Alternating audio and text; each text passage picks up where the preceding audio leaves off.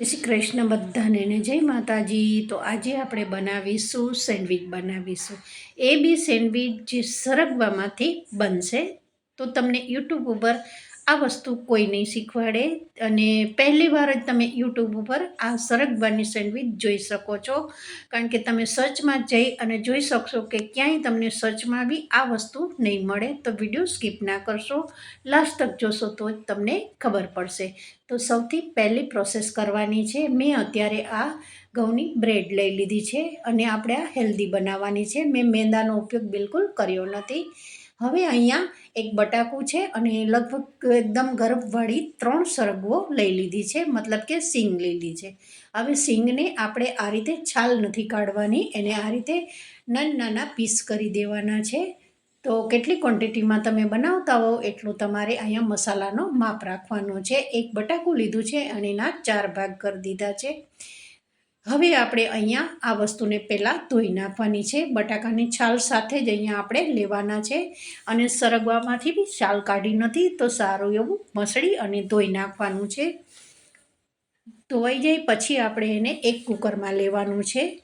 હવે કુકરમાં આ રીતે સિંગને અને બટાકાને નાખી અને લગભગ 2 થી 3 સીટી બોલાવવાની છે અને પાણી ડૂબે, મતલબ કે જે બટાકા અને સિંગ ડૂબે એટલું આપણે અહીંયા પાણી લેવાનું છે। જોઈ શકો છો કે બે વસ્તુ થોડું પાણીથી ડૂબે છે, એટલું જ મેં અત્યારે અડધો ગ્લાસ જેટલું જ પાણી નાખ્યું છે, કારણ કે મારે વસ્તુની ક્વોન્ટિટી ઓછી છે। વધારે હોય તો તમે અહીંયા વધારે લઈ શકો છો પાણી।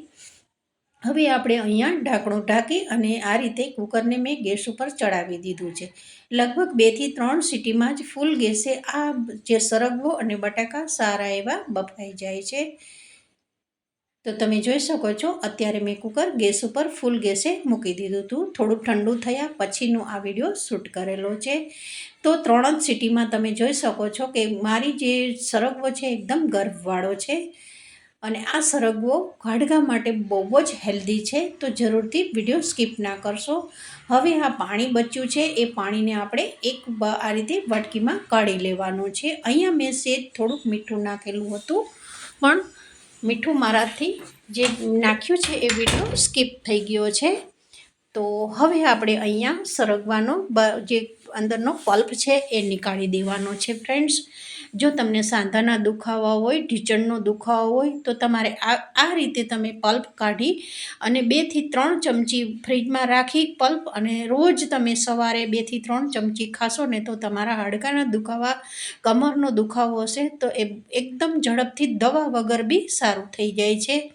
તો હવે આપણે આ રીતે બફાઈ ગયેલા સરગવામાંથી આ રીતે ચપ્પુથી બધો પલ્પ કાઢી લઈશું। તમે જોઈ શકો છો કે એકદમ સારો એવો જો સરગવો બફાઈ ગયો હશે તો આસાનીથી સરસ નીકળી જાય છે અને એકદમ જે એની સિંગ છે એકદમ ખાલી થઈ જાય છે। જરા બી તમે જોઈ શકો છો કે એમાં પલ્પ રહ્યો નથી।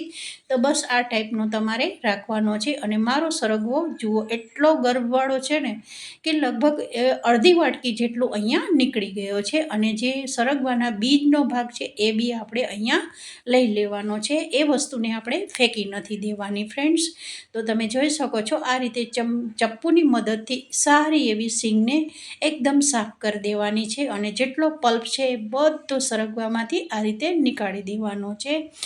અને મારી ચેનલ ઉપર તો મેં એક પરોઠાની બી રેસીપી ઓલરેડી અપલોડ કરેલી છે, તો એ બી તમે જોઈ શકો છો। તો તમે જોઈ શકો છો લગભગ અડધી વાટકી જેટલું આ મારો સરગવાનો પલ્પ નીકળી ગયો છે અને એક બટેકું છે, હવે એને બી આપણે છાલ કાઢી અને તૈયાર કરી દીધું છે। હવે અહીંયા આપણે સેન્ડવિચ માટે એક મસાલો તૈયાર કરવાનો છે ફ્રેન્ડ્સ। લગભગ 2 ચમચી જેટલું જ મેં અહીંયા તેલ લીધું છે। આ સેન્ડવિચ બહુ જ ગુણકારી અને હેલ્ધી બનાવી છે, કારણ કે એમાં સરગવો છે અને બીજી વસ્તુ કે તેલનો બી ઉપયોગ બિલકુલ ઓછો કર્યો છે। હવે 2 ચમચી તેલમાં થોડું રાઈ જીરું નાખી અને ડુંગળીને સાતળી દેવાની છે। થોડી ડુંગળી લાલાશ પડતી થાય ત્યાર પછી અહીંયા તમારે ટામેટાં ઉમેરી દેવાના છે।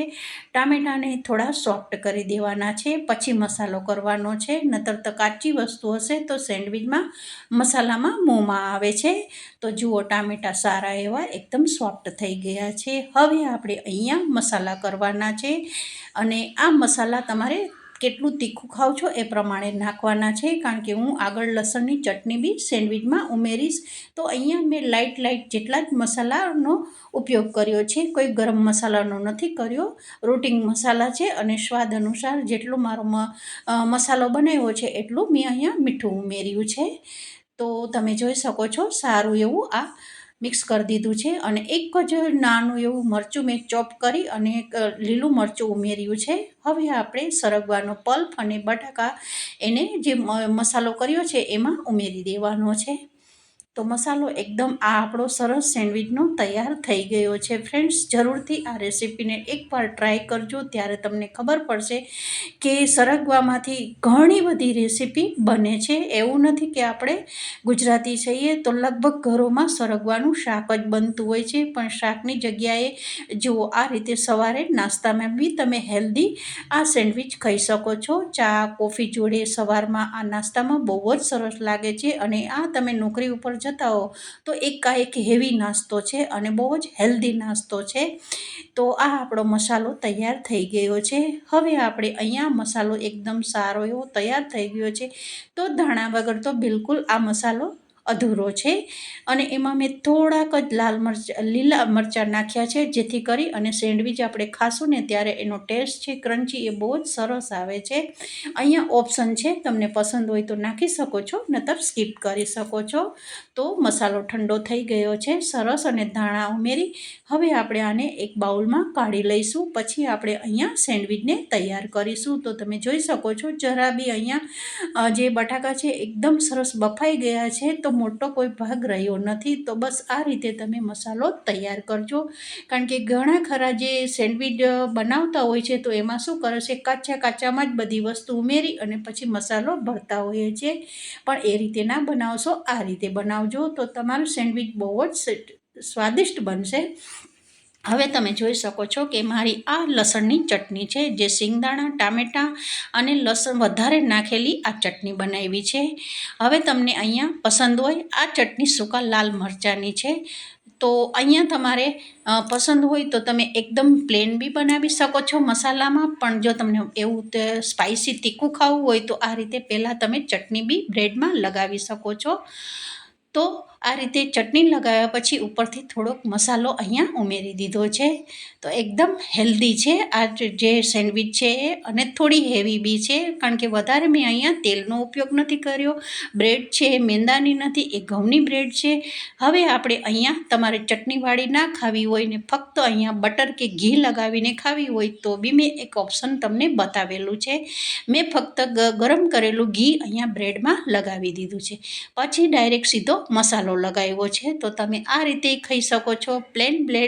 એકદમ પ્લેન બ્રેડ હોય એમાં બી તમે આ રીતે મસાલો લગાવી અને પછી આ રીતે બટરમાં બી પસંદ હોય તો બટર બી લગાવી અને ખાઈ શકો છો. તો ઉપર આ રીતે એક સાદી એવી પ્લેન બ્રેડ મૂકી દીધી છે, અને એમાં આ રીતે થોડું ઘી લગાવી અને આ રીતે બે બ્રેડને શેકી દેવાની છે.